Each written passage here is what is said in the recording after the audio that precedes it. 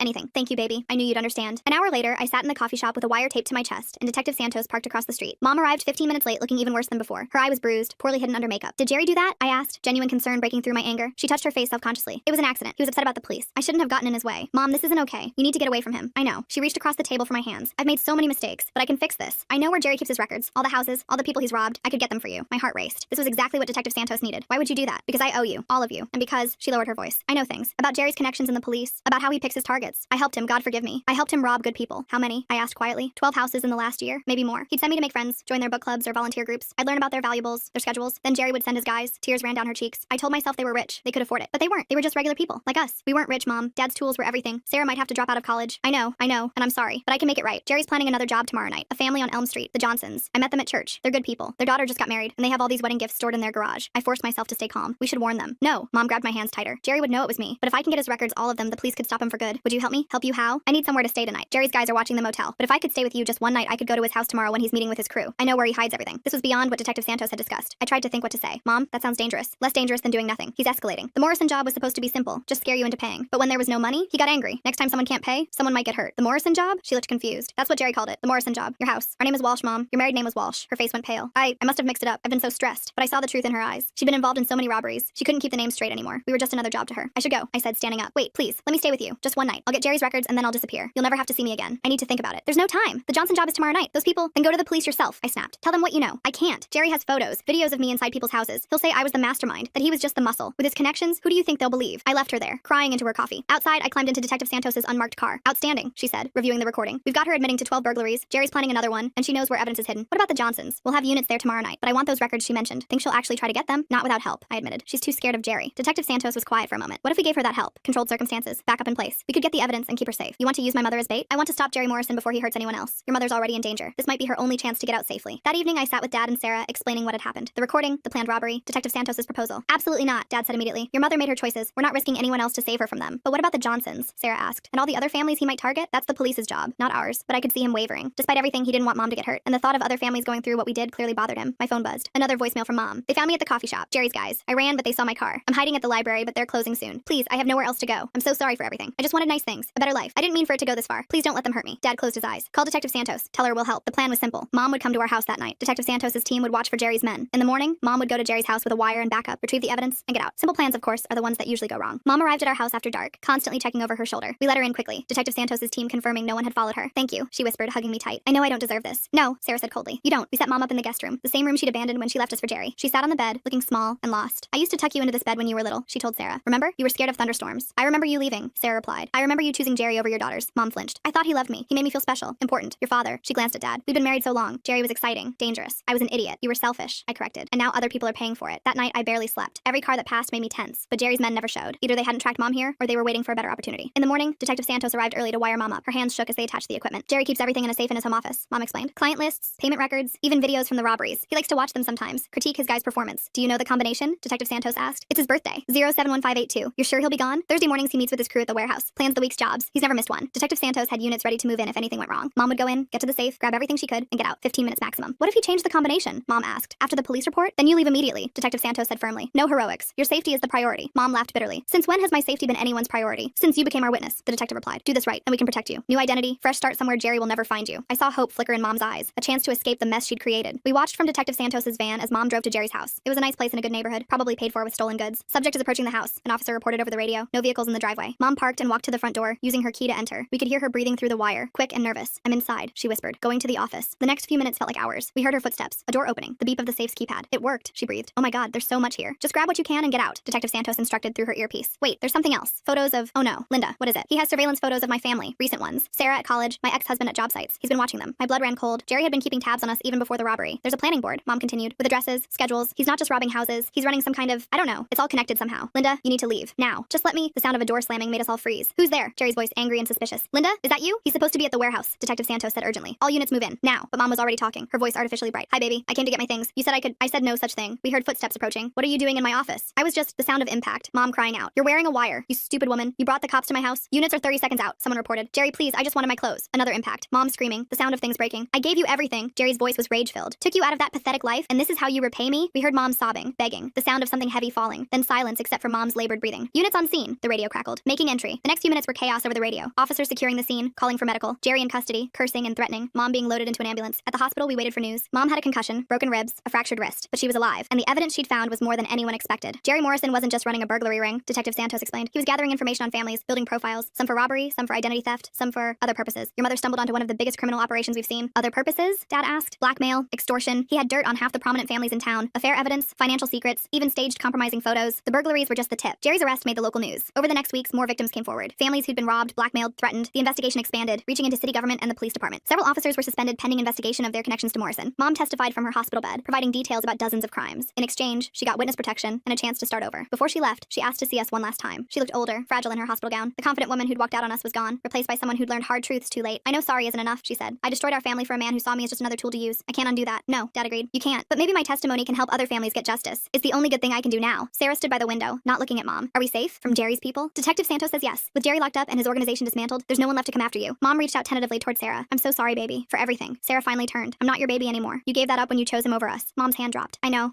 I wanted you to know that I loved you. I just loved myself more. And that's something I'll have to live with. We left her there, waiting for the marshals who would take her to her new life. I never asked where she went. Some bridges, once burned, can't be rebuilt. The insurance covered some of our losses, though nothing could replace the sentimental items. Dad slowly rebuilt his tool collection, taking jobs with borrowed equipment until he could afford his own again. Sarah stayed in college, working extra hours to cover what her laptop loss had cost her. I returned to my marketing work, grateful that my clients had been understanding about the delays. The turquoise and gold hijab was gone forever, but I found another at a vintage shop that reminded me of my nanny. Not the same, but a way to honor her memory while moving forward. 6 months after Jerry's arrest, Detective Santos called with an update. The investigation had led to dozens of arrests, a complete overhaul of local police corruption, and new protocols for protecting burglary victims. Jerry got 25 years, no possibility of parole. Your family's courage made this possible, she told me. I know it came at a terrible cost, but you helped save a lot of people from going through what you did. It was small comfort, but comfort nonetheless. We'd survived betrayal from someone who should have protected us. We'd stood up to criminals when the system failed us, and we'd stayed together when everything tried to tear us apart. Tom from next door still checks on us regularly. He installed new security cameras for free, saying neighbors look out for each other. The community rallied around us in ways Mom never understood when she was chasing Jerry's false promises of a better life. Sometimes I think about her, wherever she is with her new identity. Does she work in another office, joining book clubs and volunteer groups? Or has she learned to be alone with the choices she made? I hope she's found peace, even if she'll never find forgiveness from us. Dad's dating again. A nice woman from his contractors association who understands why he's cautious about trust. Sarah's finishing her degree, planning to go to law school to help families failed by the system. And me? I'm still at my marketing firm, wearing my colorful hijabs, building the career Mom thought I should sacrifice. The morning after we'd said goodbye to Mom at the hospital, I found Dad in the garage, organizing his new tools. Each one carefully placed, labeled, treated with respect, building something from nothing, the way he'd always done. You okay? I asked. He looked up, managed a small smile. I will be. We all will be. That's what we do, right? We survive, we rebuild, we keep going. Even after someone we loved betrayed us, especially then, he said, because the betrayal doesn't define us. How we respond to it does. The next few weeks became a twisted game of cat and mouse. Jerry's arrest hadn't ended anything. It had only made things worse. His crew was still out there, and they blamed us for their boss going down. The threatening phone calls started 3 days after Mom left with the marshals. Dad changed our locks and installed deadbolts, but we all knew it was just theater. These weren't the kind of people who let locked doors stop them. Sarah started carrying pepper spray, and I downloaded one of those safety apps that alerts your contacts if you don't check in. Small gestures against a big threat. The first real move came when Dad showed up at a job site to find his borrowed tools stolen from his truck. The site supervisor said 2 guys had shown up claiming to be from Dad's company, said he'd sent them to pick up equipment. By the time anyone realized something was wrong, they were gone. No cameras, no witnesses willing to talk. They're trying to starve us out, Dad said that night, staring at his empty hands. Can't work without tools, can't buy tools without work. I watched him make more calls, pride crumbling with each conversation. His contractor friends were getting nervous. Word had spread about Jerry's crew targeting us, and nobody wanted to risk their own equipment. Can't say I blamed them. Sarah's college situation deteriorated next. Someone had called the financial aid office claiming to be Dad, saying we'd come into money and no longer needed assistance. By the time she discovered what happened, she'd been dropped from her work-study program. The office said they'd investigate, but bureaucracy moves slowly when you're not the one suffering. Detective Santos checked in regularly, but her hands were tied. Jerry's crew was careful, nothing traceable back to them. She suggested we consider relocating temporarily, but with what money? Everything we had was going toward keeping the house and Sarah in school. The breaking point came on a Thursday afternoon. I was at a client meeting when my phone exploded with text from Sarah. Someone had broken into the house while Dad was at a job interview. They hadn't taken anything, just moved things around. Family photos turned backward, Mom's old coffee mug placed in the center of the kitchen table, Jerry's business card tucked under Sarah's pillow. The message was clear. We can get to you whenever we want. I left the meeting early, my client's confused expression barely registering. When I got home, I found Dad and Sarah in the living room with Tom from next door. He'd seen a van parked outside our house and called it in, but it was gone before anyone arrived. This ends now, Tom said, his retired detective instincts fully engaged. They're escalating because they think you're alone. Time to show them you're not. Over the next hour, Tom made calls to people I didn't know he knew. Former colleagues, neighborhood watch members, other contractors who'd been burned by Jerry's crew over the years. By evening, we had a plan that didn't involve running or hiding. The contractors association Dad belonged to had been watching Jerry's operation for years, documenting losses but never having enough for legal action. Now, with Jerry locked up and his crew scrambling, they saw an opportunity. 15 contractors had equipment stolen or jobs sabotaged by Morrison's people. Together, they had resources we didn't. Tom coordinated with Detective Santos while staying just inside legal boundaries. The contractors started sharing information about suspicious job site visitors. The neighborhood watch increased patrols. Sarah's college friends created a safety network, walking her between classes. I started working from home, using the neighbor's Wi-Fi after ours was mysteriously disconnected. The crew made their next move 5 days later. Dad had finally landed a small job helping renovate a local church. The contractor who hired him was one of the few willing to risk Jerry's crew's attention. Dad was installing drywall when 3 men showed up, but this time, he wasn't alone. 4 other contractors were there, all victims of Jerry's operation. When the men demanded Dad leave the job site, they found themselves outnumbered by people who'd had enough. No violence, just a clear message that the intimidation stops here. One of them made a phone call, angry gestures indicating the conversation wasn't going well. They left, but not before one spat at Dad's feet and said something about his war ex-wife. Dad's hands clenched, but he kept working. The other contractors stayed until the job was done. That night, Detective Santos called with interesting news. One of Jerry's crew had been arrested on an unrelated charge, hammered driving, and was looking to make a deal. He'd give up the others in exchange for leniency. The walls were closing in. Sarah was walking to her car after class when she noticed someone following her. Instead of panicking, she followed the protocol we'd established. She ducked into the campus security office, called me, and waited. Campus security reviewed footage showing the same man had been watching her for 3 days. They couldn't arrest him for walking on public property, but they could and did ban him from campus. The man's photo circulated among the Contractors Association. Within hours, he was identified as Marcus Webb, one of Jerry's enforcers with a record for assault and extortion. Detective Santos now had a name and a pattern. The crew's desperation showed in their next move. They went after Tom, slashing his tires and leaving a note. Mind your own business, old man. Tom's response was to install more cameras and share the footage with with every neighbor on the block. The silver sedan they'd used was caught from 3 different angles. Our makeshift support network grew stronger. The church where Dad had worked offered us their community hall for meetings. Other families who'd been targeted by Jerry came forward, sharing their stories and resources. We weren't alone anymore, and Jerry's crew was learning that. I was reviewing security footage with Tom when my phone rang. Unknown number, but I answered anyway. "Your mom says hello," a gravelly voice said. "Shame she had to leave town. Maybe you'll be smarter." "Is that a threat?" I asked, putting it on speaker so Tom could hear. "Just friendly advice. Jerry had friends, good friends, the kind who remember favors. And you're calling me because..." There was a pause. "Because this thing with the contractors, the neighbors, the cops sniffing around, it's bad for business. Everyone's watching now. Can't move product, can't collect debts. You're costing us money. Then maybe you should find a new line of work," I suggested. He laughed, ugly and short. "Or maybe we wait. People forget. Neighbors stop watching. Contractors get comfortable. And then we remind you why Jerry ran this town for so long." The line went dead. Tom was already on his phone with Detective Santos, but we both knew threats weren't enough for arrests. 2 nights later, the crew made what would be their final mistake. They targeted the wrong house, specifically the home of Judge Patricia Hernandez, whose daughter went to school with Sarah. They didn't know she was a judge, just saw an expensive house with nice cars. What they also didn't know was that Judge Hernandez had been following our situation through Sarah. She'd quietly arranged for increased police patrols in our neighborhood and had been pushing the prosecutor's office to take Jerry's remaining crew seriously. When 2 men tried to break into her garage at 2 a.m., they triggered not just alarms, but a coordinated police response. Both were arrested on the spot, and one was Marcus Webb. Faced with burglary charges on a judge's home, he flipped immediately. The dominoes fell fast after that. Webb gave up the entire crew in exchange for a plea deal. Raids happened simultaneously across the city. 7 arrests, including the man who'd called me with threats. Detective Santos called me at 6 a.m. with the news. "It's over," she said. "We got them all. Webb's testimony, plus what we found in the raids, will put them away for years." But it wasn't quite over. 2 weeks later, during the arraignments, one of Jerry's lawyers approached Dad outside the courthouse. He had an envelope, papers showing that some of our stolen items had been recovered in the raids. Not everything, but Dad's main toolbox, some of Sarah's textbooks, and surprisingly, my grandmother's jewelry box. "Jerry wants you to know he had nothing to do with the continued harassment," the lawyer said. "His crew went rogue after his arrest." Dad just looked at him. "Jerry destroyed my family. Whether he ordered this or not doesn't matter." The lawyer shrugged and walked away. We collected our recovered items from evidence, each piece a small victory. The jewelry box still had most of its contents, including my grandmother's wedding ring. Dad's tools were scratched, but functional. Sarah hugged her recovered laptop like an old friend. The Contractors Association came through in ways we never expected. They'd established an emergency fund for members affected by crime, and Dad qualified. Not a fortune, but enough to properly replace his essential tools. Several contractors offered him steady subcontracting work, wanting to help him rebuild. Sarah's college reinstated her financial aid after the full story came out. Judge Hernandez wrote a letter on her behalf explaining the extraordinary circumstances. The work-study position was gone, but she got a better one in the campus security office, helping develop safety protocols for students dealing with off-campus threats. I went back to working from the office, no longer looking over my shoulder. My clients had been patient through the disruption, and I threw myself into making it up to them. The marketing firm even implemented new security measures. Having learned from my experience with the sisters and then the situation, Tom became more than just a neighbor. He became family. Sunday dinners at his house, sharing stories from his detective days, teaching Sarah self-defense moves in his garage. He'd lost his own family years ago, and we'd lost Mom. Sometimes broken pieces fit together in unexpected ways. 3 months after the arrests, Detective Santos stopped by with a final update. The crew members had all taken plea deals rather than face trial. Sentences ranged from 5 to 15 years, depending on their level of involvement. Jerry's operation was officially dismantled, his assets seized to pay restitution to victims. "There's a fund being set up," she explained. "Not just for your family, but for everyone he hurt over the years. It won't make you whole, but it's something." We filed our claim, documenting everything we'd lost. The estimated restitution wouldn't come close to covering it all, but it would help. More importantly, it meant Jerry's crimes were officially recognized, recorded, part of the public record. Dad used some of the Contractor Association funds to take courses in modern construction techniques. At 55, he was learning new skills, adapting to changes in the industry. His reputation as someone who'd stood up to Jerry's crew actually helped. Clients saw him as trustworthy, someone who wouldn't be intimidated. Sarah changed her major to criminal justice with a focus on victim advocacy. Her experience had shown her how vulnerable people become when systems fail them. She volunteered with a local organization that helped crime victims navigate the legal system, turning our pain into purpose. The house felt different now, safer, but also marked by what had happened. We'd repainted, rearranged furniture, tried to erase the memory of that day. But some things can't be painted over. The basement where Sarah and I had hidden became her study room. She said it helped her remember that fear could be conquered. One evening, while sorting through recovered items, I found a photo that must have fallen out of the jewelry box. It was Mom and Dad on their wedding day, both so young and hopeful. Sarah wanted to throw it away, but Dad stopped her. "She's still your mother," he said quietly. What she did was wrong, but erasing her doesn't change that. We kept the photo, tucked away in a drawer. Not displayed, but not destroyed either. Some things are too complicated for simple solutions. The local news did a small story about Jerry's crew being sentenced, mentioning our family among the victims. We declined to be interviewed. We'd had enough attention. Let someone else be the face of survival. We just wanted to move forward. 6 months after everything ended, I was working late when my phone buzzed. Unknown number, but I answered out of habit. "Is this Linda's daughter?" a woman's voice asked. My heart stopped. "Who is this?" "I'm calling from Mercy General Hospital in Columbus. Your mother listed you as her emergency contact. She's been in an accident." I sat there, phone in hand, weighing 18 months of anger against 25 years of being her daughter. In the end, I wrote down the hospital information and said I'd have to check my schedule. I never made that drive. Some bridges, once burned, can't be rebuilt. But I did call the hospital, confirm she was stable, and gave them Dad's sister's number in Ohio. Let her family help her. We'd done enough.